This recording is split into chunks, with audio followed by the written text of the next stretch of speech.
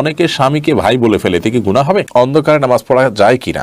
মাথা আছড়ানোর পর যে চুল ওঠে তা কি করব? কাঁচা পেঁয়াজ খাওয়া যাবে কিনা? জায়েজ নাকি মাকরুহ না হারাম? নামাজ পড়ার জন্য যদি জায়গা না থাকে সেক্ষেত্রে বিছানার উপর নামাজ পড়লে কি নামাজ হবে? গোস্তকে কি মাংস বলা যাবে? চিংড়ি মাছ খাওয়া হালাল নাকি হারাম? প্রস্রাব করে পানি নেয় না, তবে নামাজের সময় পরিষ্কার করে, বাকি সময় অপবিত্র থাকে, এবার ইসলাম কি বলে? সব মাছের ঠোঁট কেটে ফেলে না দিলে সেটা নাকি খাওয়া হারাম, এটা কি ঠিক নাকি নিছক কুসংস্কার? পশু বিসমিল্লাহ আল্লাহু আকবার বলে জবে করলে যদি গলা দুই ভাগ হয়ে যায় তাহলে কি খাওয়া জায়েজ হবে? গরম কোনো খাবার ফু দিয়ে খাওয়া কি জায়েজ নেই? কবরস্থানে খারাপ কোনো জিন বা পরী যে মানুষের ক্ষতি করে, এই ধরনের কিছু থাকে? যদি থাকে তাহলে এদের থেকে হেফাজতের উপায় কি? এরপর আপনি প্রশ্ন লিখেছেন, দাঁড়িয়ে কি মেসওয়াক করা যাবে? এক লোক বলেছিল দাঁড়িয়ে মেসওয়াক করা নাকি বিদআত, সঠিক আমলটি জানাবেন। না, এরকম কোনো কথা না যে দাঁড়িয়ে মেসওয়াক করাটা বিদআত। মেসওয়াক এমন একটা আমল, এটা দাঁড়িয়ে বসে যে সব অবস্থায় করা যাবে, দাঁড়িয়ে মেসওয়াক করাতে কোনো অসুবিধা নেই। ইব্রাহিম আহমেদ লিখেছেন, গোস্তকে কি মাংস বলা যাবে? কোনো অসুবিধা নেই। এটা নিয়ে অনেকে বলেন না মায়ের অংশ, এই ব্যাখ্যার কোনো গ্রহণযোগ্য ভিত্তি আছে বলে আমার জানা নেই। আর হলেও আমাদের সমাজে সেটি প্রতিষ্ঠিত হয়ে গেছে গোস্তর অর্থে কেউ বলেও না, বিধায় এটা বলাতে কোনো অসুবিধা নেই। মাহের আফরোজা মারিয়া আপনি লিখেছেন, সব মাছের ঠোঁট কেটে ফেলে না দিলে সেটা নাকি খাওয়া হারাম, এটা কি ঠিক নাকি নিছক কুসংস্কার? না, এটা নিছক কুসংস্কার বোন। মাছের ঠোঁট খাওয়া হারাম নয়, কেউ চাইলে মাছের ঠোঁট খেতে পারেন। সব মাছের ঠোঁট কেটে ফেলতে হবে এরকম যদি হয় তাহলে তো কাসকি মাছ খাওয়া যাবে না, কারণ এটা ঠোঁট তো আপনি কাটার জন্য খুঁজেই পাবেন না। তো যাই হোক, এটা নিছক কুসংস্কার, এর কোনো ভিত্তি নেই শরীয়তে। মাছের ঠোঁট সহ মাছের পুরো শরীরের যে কোনো অংশই আপনি খেতে পারেন, বিশেষ করে যখন গুঁড়ো মাছ হবে। ময়লা অংশটা নাপাক যেটা মল সেটা ফেলে দিবেন, আর বাকি পুরো মাছই আপনি খেতে পারবেন। তানজিলা সুলতান আপনি লিখেছেন, আকিকা দেওয়া কি বাধ্যতামূলক? আকিকার বিধান কি ওয়াজিব নাকি সুন্নাহ? এটা নিয়ে ইখতিলাফ আছে, তবে বিশুদ্ধ মত অনুযায়ী আকিকা দেওয়া সুন্নাহ, এটা ওয়াজিব নয়। সাধ্য থাকলে দিবেন, কেউ না দিলে এর জন্য গুনাহগার হবেন না। মোহাম্মদ আক্তার লিখেছেন, আমি কি বোরকা না পরে শুধু মুখ ঢেকে বাসায় নন মাহরাম আত্মীয় স্বজনের সাথে দেখা করতে বা কথা বলতে পারবো? যদি মুখ ঢাকের, বোরকা পরা ছাড়া আপনি যে কোনোভাবে সৌন্দর্য ঢাকলেই হবে। এরপর আপনি নরমাহারাম আত্মীয় স্বজনের সাথে যদি দেখা করার প্রয়োজন হয় করতে পারেন, তবে কাপড় চোপড় যেন এমন আকর্ষণীয় না হয় যে তাদের দৃষ্টিকে আকর্ষণ করে। আর কথা তো আপনি বলতে পারেন, পর্দার আড়াল থেকে আপনি কথা বলতে পারেন এবং নিজের সৌন্দর্যকে ঢেকে কথা বলতে পারেন। কথার মধ্যে কোমলতা সৃষ্টি করবেন না, কৃত্রিমতা সৃষ্টি করবেন না, স্বাভাবিক কথা বলবেন। আল্লাহ বলছেন কুলনা কাওলাম মারুফা, সে আয়াতের আলোকে আপনি কথা বলতে পারেন, স্বাভাবিক কথা।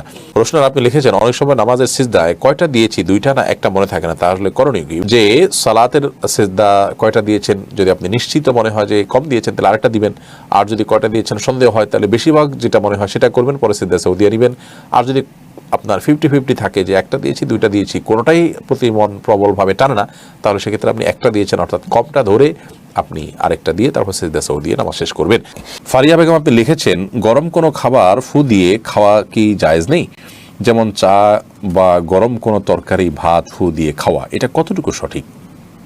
গরম কোনো কিছু এটা আপনার ফু দেওয়া হাদিসে নিষেধ আছে, এবং আলহামদুলিল্লাহ নবী করিম সাল্লাল্লাহু আলাইহি সাল্লামের অনেক আদেশ নিষেধের ব্যাপারে পরবর্তীতে সায়েন্স প্রমাণ করেছে যে সেগুলো যথার্থ এবং বিজ্ঞানসম্মত, এবং সেগুলো মানার মধ্যেই আমাদের কল্যাণ নিহিত আছে।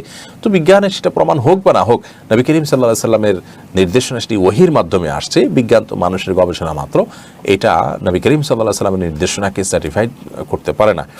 আমি শুধুমাত্র বোঝার সুবিধার জন্য বললাম। যাই হোক, তো গরম খাবারে ফু দিয়ে বা কোনো খাবারে ফু দিয়ে সেটাকে ঠান্ডা করা তারপরে খাওয়া, এটা জায়েজ না, এটা নিষেধ আছে হাদিসে। এটা স্বাস্থ্যের জন্য ক্ষতিকর, আমাদের শ্বাস প্রশ্বাস এর সাথে এর অনেক সম্পর্ক আছে এবং এর ফলে অনেকভাবে আমরা ক্ষতিগ্রস্ত হতে পারি। তো এই জন্য ফু দেওয়া নিষেধ।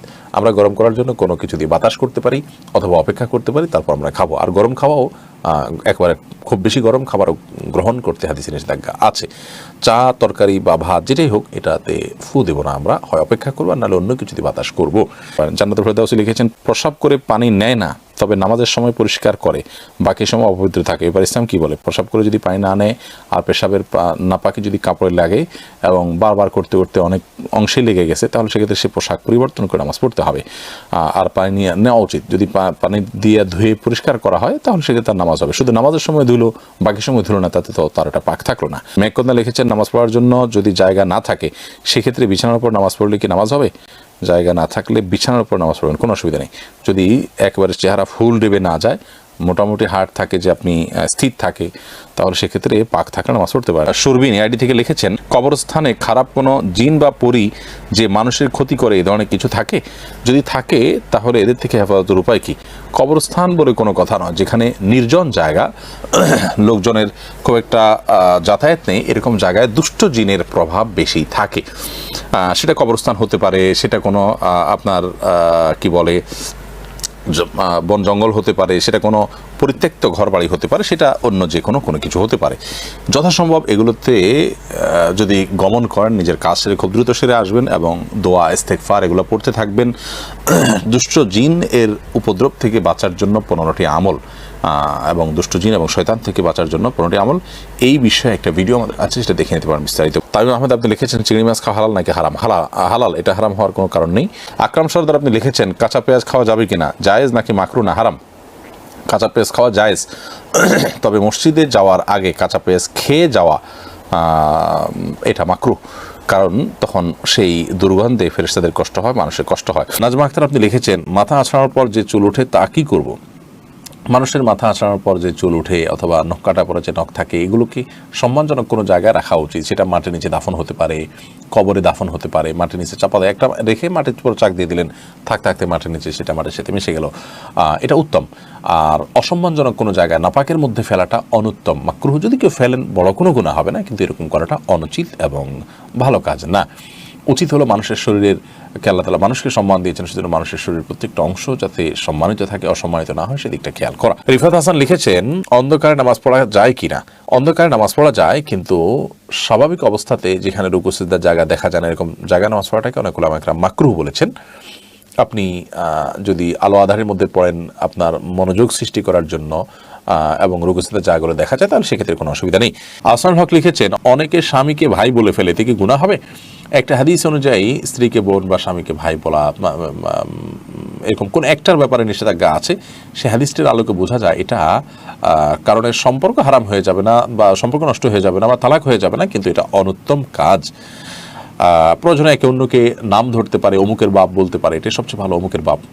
সাহাবীরা এভাবে বলতেন, স্ত্রী তার সন্তানের নাম ধরে বলবেন অমুকের বাপ, স্বামী তার স্ত্রীকে অমুকের মা, এটা বলতে পারেন, অথবা নাম ধরে বলতে পারেন, কিন্তু ভাই বোন এটা বলা হাদিসের আলোকে অনুচিত কাজ।